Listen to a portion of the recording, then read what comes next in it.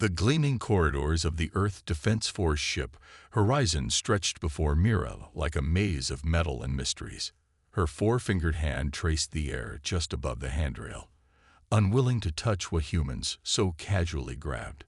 The metal surfaces, while polished, seemed primitive compared to the smooth bioengineered passages of Commonwealth vessels. Lieutenant Anna Reed watched the alien student with barely hidden amusement. The young Commonwealth observer moved like a dancer, her blue-tinted skin almost glowing under the ship's lights. Every few steps, Mira's large, silver eyes would widen at some new human behavior that went against her species' strict hygiene protocols. "And this is our main dining hall," Anna explained, gesturing to the large room filled with crew members. She couldn't help but smile as Mira's antenna twitched in what she had learned was a sign of distress. "They are touching the food with their hands." Mira's melodic voice carried a note of horror. On her world, food was consumed through carefully sterilized tubes to prevent contamination. A burly crew member walked past, taking a huge bite from a hamburger. Mira stepped back, her antenna now fully erect. "How do they not get sick?" Anna tried to explain about immune systems and the benefits of exposure to minor bacteria, but Mira's expression suggested she wasn't convinced. The Commonwealth's medical technology had eliminated the need for natural immunity, and with it, their understanding of human resilience. The tour continued to the recreation area, where more surprises awaited. Two crew members were embracing and greeting, and Mira nearly tripped over her own feet, trying to avoid watching what she considered an inappropriate public display. "Physical contact is very common among humans," Anna said gently. "It's how we show friendship and support. But the bacterial transfer, the risk of disease." Mira's voice trailed off as she watched a group of humans playing basketball, their movements quick and aggressive. They willingly engage in physical combat for entertainment. Anna laughed. "It's not combat. It's a game. Exercise helps keep us healthy and happy." As they approached the engineering section, Mira noticed something that made her head crest flatten in alarm. "Lieutenant Reed, that human is sleeping on duty." She pointed to an engineer slumped in a chair. "That's Tom. He's on his break." Humans need regular rest periods to maintain peak efficiency. Rest periods during work hours. The concept seemed to deeply disturb Mira. Commonwealth workers used chemical stimulants to maintain continuous productivity during their shifts. The final shock came when they visited the ship's garden. Mira watched in fascination as crew members tended to actual soil-grown plants. "You still grow organic food, without genetic optimization. Some people prefer the taste of naturally grown vegetables," Anna explained. "Plus, working in the garden helps crew members relax." Mira took out her data pad, making quick notes. Her first day aboard the human vessel had already challenged many of her preconceptions. These humans were constantly touching things, eating with their hands, sleeping at odd times, and engaging in unnecessary physical activities.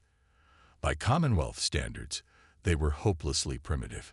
Yet something about their behavior intrigued her. Despite their seemingly chaotic and inefficient ways, the ship ran smoothly.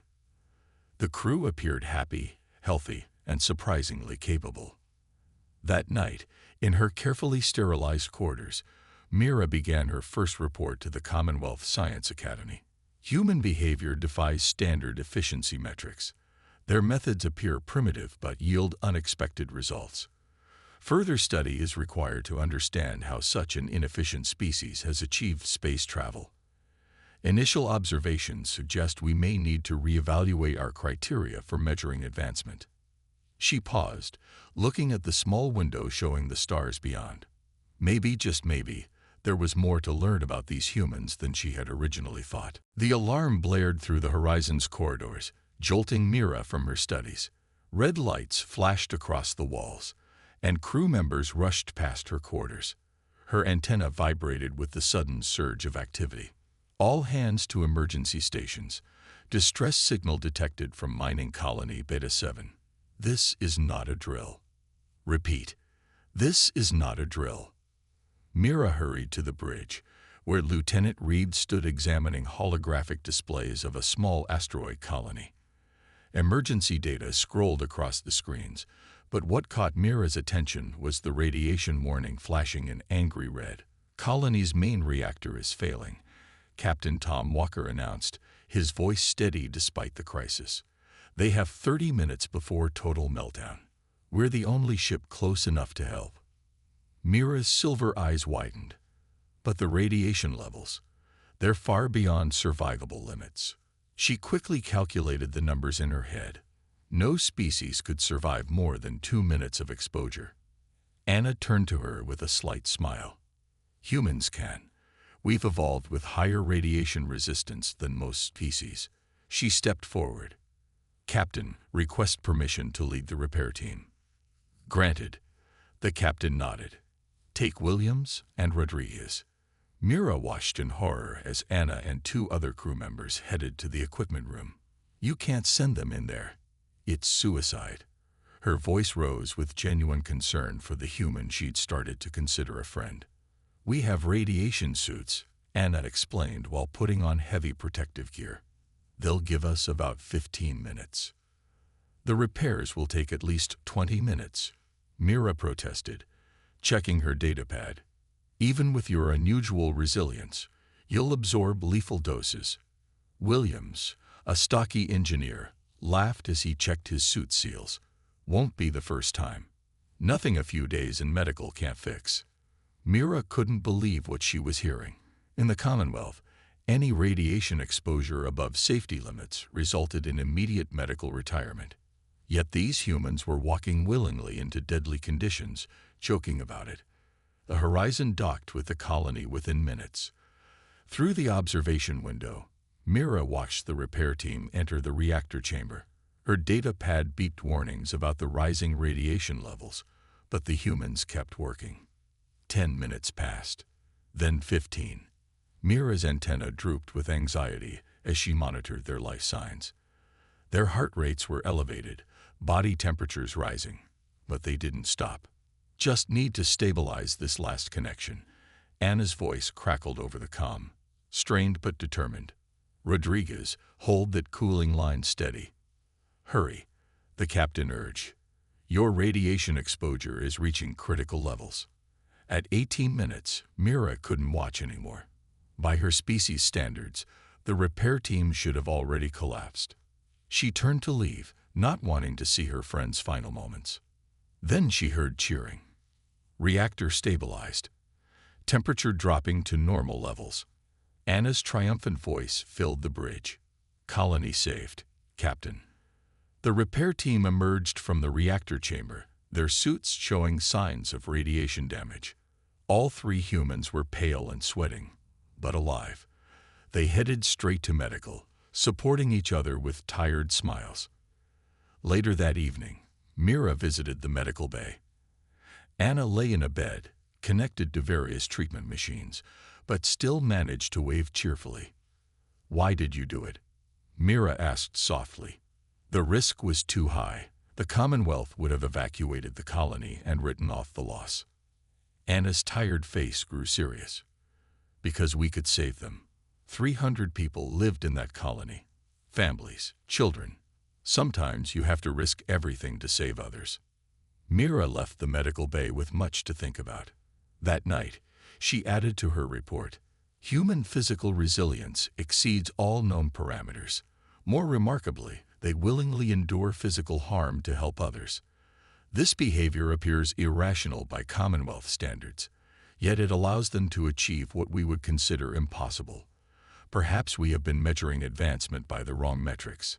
Outside the medical bay window, the saved colony sparkled against the backdrop of space, a testament to human determination and sacrifice. The ship's library terminal glowed softly as Mira dove deeper into human historical records. After witnessing the reactor incident, she couldn't stop thinking about how the repair team had survived what should have been impossible. Her fingers flew across the holographic keyboard, searching for answers. "Computer, show me Earth's environmental data," she commanded. The screen filled with information that made her antenna curl in shock. radiation from their sun, extreme temperature variations, high gravity, atmospheric pressure changes. Earth was what the Commonwealth classified as a death world. Looking for something specific, Mira jumped at the voice. It was Mike, one of the ship's historians, carrying a cup of what humans called coffee. The strong smell made her nose wrinkle. "I'm trying to understand how humans survive," she admitted. "Your planet should be uninhabitable." Mike pulled up a chair, grinning. "Let me show you something interesting." He typed quickly, bringing up videos of human achievements. "Look at this, Mount Everest. Humans climb it for fun." Mira watched in disbelief as humans scaled the massive mountain in conditions that would kill most species. The oxygen levels at that height, the cold. "That's nothing," Mike continued, switching to another video. "This is deep-sea exploration. We've been doing this for centuries." The footage showed humans in simple pressure suits walking on the ocean floor, enduring pressures that would crush most Commonwealth species. "But how?" "We adapt," Mike explained, sipping his coffee. "Our bodies are built to handle extreme conditions. Here, look at early space exploration." Mira's eyes widened as she watched humans walk in space wearing what looked like primitive fabric suits. "These can't be real spacesuits. They're too simple." Oh, they were real. Sometimes they leaked or had problems, but humans could survive in them long enough to make repairs. For the next few hours, Mira absorbed everything she could about human history. She learned about explorers crossing vast oceans in wooden ships, survivors living in frozen wastelands, people running marathons in desert heat. Each story seemed more impossible than the last. "Computer, compare human physical capabilities to Commonwealth species standards," she requested. The results were stunning. Humans could survive radiation doses that would kill most species, heal from broken bones and severe injuries, endure extreme temperature ranges, go days without sleep when needed, continue functioning with multiple injuries, digest a vast range of organic matter as food. "This explains the reactor incident," Mira muttered, thinking of Anna, who was still recovering in medical. "They're not just being brave. They're actually built for survival." Later that day, walking through the ship's corridors, Mira saw everything differently. The crew members weren't primitive, they were incredibly durable.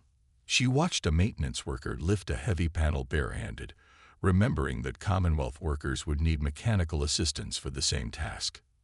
In the gym, she observed humans deliberately stressing their bodies through exercise, making themselves even stronger. In the mess hall, she saw them eating foods from different worlds, their digestive systems handling combinations that would poison other species. That evening, Mira sat in her quarters, adding to her report, "Human biological capabilities far exceed initial assessments. Their classification as a primitive species appears to be a severe miscalculation. While their technology may be less advanced in some areas, their physical adaptability makes them uniquely suited for space exploration and colonization. Most notably, what the Commonwealth achieves through technology, humans can often accomplish through sheer biological resilience." She paused, watching a group of crew members playing sports in the recreation area below her window. One fell hard but got up laughing, barely noticing what would have been a serious injury for her species. "Perhaps," she wrote, "it is we who are limited, not them." The first blast rocked the horizon without warning. Mira fell from her bed, her antenna vibrating with the ship's alarm systems. The lights flickered and went dark, replaced by the red glow of emergency lighting. "All hands, battle stations, unknown vessel firing on port side. This is not a drill." Captain Walker's voice echoed through the corridors. Mira rushed to the bridge, holding the walls for support as another hit shook the ship. She found controlled chaos. Crew members working quickly at their stations while Lieutenant Reed, now recovered from the reactor incident, called out damage reports. "Direct hit to sections 5 through 8, Anna announced. "We've lost artificial gravity in those sections. Life support failing in decks 3 and 4. The main screen showed their attacker, a sleek, black ship of unknown design. It moved like a predator, circling for another strike. "They're targeting our engines," the tactical officer reported. "We need to get repair teams to the damaged sections." Mira's blood went cold. "But there's no gravity or life support in those areas." "We'll manage," Anna said, already heading for the door. "Humans can handle zero-G. We've been training for this since spaceflight began." Mira watched in amazement as repair teams pushed off walls and floated through gravity-dead zones, carrying tools and replacement parts. Their movements were practiced, efficient, despite conditions that would incapacitate most Commonwealth engineers. Another hit rocked the ship, temperature dropping in affected sections, the environmental officer called out, down to -20 degrees Celsius and falling. "The cold will slow them down," Mira said worriedly, monitoring the repair team's life signs on her pad. Captain Walker shook his head. "Humans have worked in worse. We've got people who climb ice mountains for fun, remember?" Through the internal cameras, Mira watched as crew members worked in the freezing, airless sections. They moved in pairs, one working while the other watched their partner's oxygen levels. When one needed air, they'd push off to the nearest pressurized section, tag out with a fresh crew member, and return to continue repairs. "How long can they hold their breath?" Mira asked, noticing some crew members working without their full helmets to better handle delicate repairs. 3 to 4 minutes for trained individuals," Anna explained, returning briefly to the bridge. "Enough time to get critical work done." The enemy ship struck again, this time hitting their weapons systems. Sparks flew from a control panel, and fire suppression systems activated. Mira expected the bridge crew to evacuate from the smoke, but they simply pulled masks on and kept working. "Weapons back online," the tactical officer shouted through his mask, targeting their engines. The Horizon's return fire was precise. The enemy ship's engine flared and went dark, leaving it drifting in space. "Got them," Captain Walker said with grim satisfaction. "Now let's finish those repairs before they get their systems back online." For the next hour, Mira watched human crew members push their bodies to what should have been breaking points. They worked in vacuum, in freezing cold, holding their breath, muscles straining against broken gravity plating. Not one complained or gave up. When life support and gravity were finally restored, the crew gathered in the mess hall. They were bruised, tired, and cold, but alive. More importantly, they were laughing and celebrating their victory.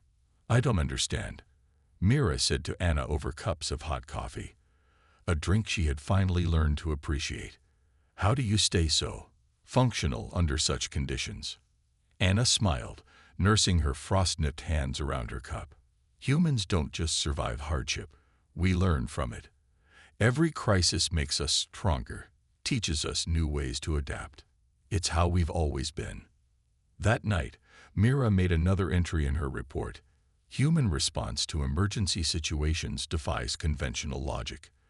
They treat lethal conditions as mere inconveniences, finding ways to function where other species would fail. Most remarkably, they seem to draw strength from adversity, supporting each other through impossible conditions. The more I observe, the more I realize what we saw as primitive survival instincts might be their greatest advancement of all. After the battle, Mira found herself spending more time in the crew's social areas. She no longer flinched when humans touched things or ate with their hands. Instead, she watched them with growing fascination, seeing their behaviors in a new light. In the recreation room, she observed a group of crew members watching an old Earth video about space exploration. The humans on screen wore primitive spacesuits, riding explosions into orbit in metal containers that looked terrifyingly simple. "Those suits couldn't possibly have enough radiation shielding," she said to Mike, who sat nearby. "They didn't," he agreed. "But humans went to space anyway. We knew the risks, but we wanted to explore more than we feared dying." A maintenance worker named Jack joined them, his hands still dirty from fixing the battle damage. "You should see the old diving suits, just brass and canvas, but people used them to explore the ocean floor." For the first time, Mira saw these primitive human achievements differently. Her people had waited until they had perfect safety systems before attempting space travel. Humans had gone ahead with what they had, relying on their toughness and determination to survive. Later that day, she visited the ship's art room, a space she had previously considered an inefficient use of resources. Anna was there, painting despite her still healing hands from the recent crisis. "Why do you make art when you're injured?" Mira asked. "Shouldn't you be resting?" Anna added another brush stroke to her painting of Earth's ocean. "Art helps us process experiences, express feelings. It's not about efficiency, it's about being human." Mira studied the painting. The waves looked angry, powerful, yet there was a tiny boat riding them. "Your species seems to seek out challenges," she observed. "We do," Anna smiled. "It's how we grow. Every challenge we overcome makes us stronger, not just physically but mentally too." In the mess hall that evening, Mira noticed something she had missed before. The humans weren't just eating. They were sharing food, telling stories, laughing about their recent close call with death. Their emotional bonds, which she had once seen as a weakness, actually made them work harder to protect each other. She watched two engineers arm wrestle while others cheered them on. Their primitive, competitive nature drove them to constantly improve, to push their limits. In the garden, she found the captain checking on plants damaged during the battle. He was carefully tending to broken stems, binding them so they could heal. "Why waste time on damaged plants?" she asked. "You could just grow new ones." "Everything deserves a chance to recover," he replied. "These plants, like us, can be surprisingly resilient if given the opportunity." That simple statement made Mira think. Her people would have discarded the damaged plants, just as they would have abandoned the mining colony, just as they would have surrendered during the recent battle. Later, she heard music coming from the crew quarters. A group had gathered with simple instruments, guitars, drums, and their own voices. The melody was complex, emotional, yet somehow uplifting. "Would you like to join us?" one of the crew members asked. For the first time since boarding the Horizon, Mira sat directly among humans, feeling their warmth, sharing their space. The music touched something deep inside her, making her understand how this species could face impossible odds with hope. In her quarters that night, she wrote, "I have been mistaking complexity for advancement. Humans appear simple because they rely on their natural abilities rather than technology for many tasks. But this perceived primitiveness is actually an incredible strength. Their adaptability, emotional connections, and artistic expression aren't evolutionary leftovers. They're essential tools for survival and growth. They create art while injured, celebrate after facing death, and treat damaged things with care. These traits, which we considered primitive, allow them to thrive in conditions that would break more advanced species." She looked at her reflection in the window, seeing her own prejudices finally falling away. Perhaps being primitive wasn't such a bad thing after all. The distress call came during the night shift. Mira was in the command center with Anna when the message crackled through. "Mayday. Mayday. This is passenger liner Star Dream.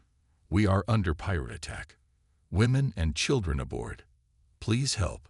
Captain Walker's response was immediate. "All hands to battle stations.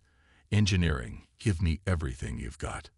The Star Dream appeared on their screens, a civilian ship, badly damaged and surrounded by 3 pirate vessels. The pirates were forcing their way through the liner's airlock.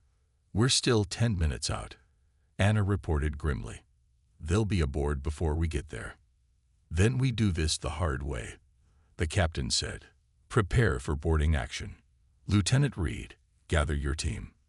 Mira's antenna straightened in alarm. "Boarding action? You mean going outside the ship? In space? It's the only way to save those passengers," Anna explained while checking her weapon. "We can't shoot at the pirates while they're attached to the civilian ship." Mira followed Anna to the equipment room, watching in disbelief as 20 humans prepared for space combat. They wore light tactical suits that seemed impossibly thin for space warfare. "Those suits won't protect you from weapons fire," she protested. "They'll give us enough time," Anna replied, checking her magnetic boots. "Better mobility this way. We need to be fast." Mira understood the physics involved. The humans would have to jump across open space, fighting in zero gravity while trying to protect civilians. By Commonwealth standards, it was beyond insane. "Let me help," Mira found herself saying. "I can monitor life signs and guide you through the ship's layout." From the command center, Mira watched as human troops launched themselves into space. They moved like predators, using minimal bursts from their thrusters to glide between ships. Her screen showed their vital signs: elevated heart rates, increased adrenaline, but all within human operational limits. The first team reached the Star Dreams Hall. Instead of looking for an airlock, they cut their way in using handheld lasers. Mira's jaw dropped as she watched them deliberately vent sections of the ship to space, using the explosive decompression to disorient the pirates. "Port side team, 3 hostiles ahead," she called out, reading the life signs. "They're holding position in the cargo bay." "Roger that," Anna's voice came through. "We'll give them a proper human welcome." The humans split into teams, some protecting the civilians while others hunted down the pirates. They fought in zero gravity as if they'd been born to it, using the lack of gravity to their advantage. They bounced off walls, spun in impossible angles, and didn't hesitate to engage in hand-to-hand combat, despite the risks of torn suits. One pirate managed to breach a hull section, trying to force the humans to retreat by exposing the area to vacuum. Instead, the human troops held their breath and kept fighting. "Oxygen levels critical in Section 7, Mira warned. "Just need 2 more minutes," Anna gasped between breaths, wrestling with a pirate twice her size. Within 20 minutes, it was over. The pirates were captured, the passengers were safe, and the human boarding team was collecting their wounded. Back aboard the Horizon, Mira helped treat minor injuries in the medical bay. "You fought in space," she said, still amazed. "Without heavy armor, without proper atmosphere. Some of you even fought hand-to-hand in vacuum. Had to be done." Anna shrugged, wincing as a medic treated her frostbitten hand. "There were kids on that ship. The Commonwealth would have considered this impossible," Mira said, watching more wounded warriors joke and laugh despite their injuries. "Impossible is just another word for hasn't been done yet." Anna grinned. That night, Mira wrote in her report, "Human combat capabilities exceed all known parameters. They treat the vacuum of space as just another battlefield. Their ability to fight in zero gravity, their willingness to risk their lives, and their tactical use of supposedly lethal conditions demonstrate a level of space warfare that no Commonwealth species can match. When protecting others, they seem to ignore the very laws of survival. Perhaps that is their greatest strength, the ability to achieve the impossible simply because it needs to be done." Mira sat in her quarters on her last night aboard the Horizon, staring at the blank screen where her final report to the Commonwealth would go. After 3 months of observing humans, everything she had originally believed had changed. She began to type. To Commonwealth High Council. Subject: Reassessment of Human Species Classification. I arrived on the Earth Defense Force ship Horizon expecting to document the primitive nature of humanity. I leave understanding that we have made a grave error in our assessment of this species. What follows is my recommendation for immediate reclassification of humans as a premier spacefaring race. First, their supposed primitiveness is actually unmatched adaptability. While we rely on technology to survive hostile environments, humans have evolved to endure conditions that would kill most species. They survive radiation, extreme temperatures, high pressure, and even vacuum exposure for short periods. I have witnessed them perform reactor repairs in lethal radiation, work in zero gravity without advanced suits, and conduct space combat operations that our military experts claimed impossible. Their bodies heal from injuries that would permanently disable our kind. But their physical capabilities are not their most remarkable trait. Humans possess something our advanced civilization has lost, an unbreakable spirit. They face death with humor, celebrate after disasters, create art while injured, and risk their lives for strangers. Their emotional bonds, which we dismissed as primitive, give them strength beyond logical limits.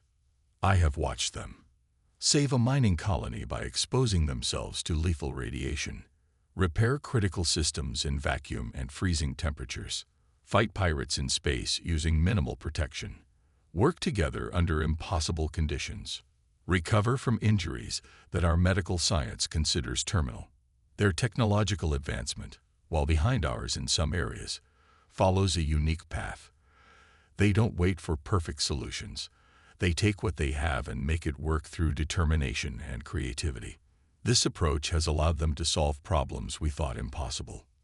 Most importantly, humans show no fear of death when others need help. This trait alone makes them invaluable potential allies. Their ability to function in conditions we cannot survive would make joint operations incredibly effective. My recommendation is threefold. 1. Immediately upgrade humanity's classification to advanced spacefaring species. 2. Begin full technological and cultural exchange programs. 3. Offer them equal status in the Commonwealth.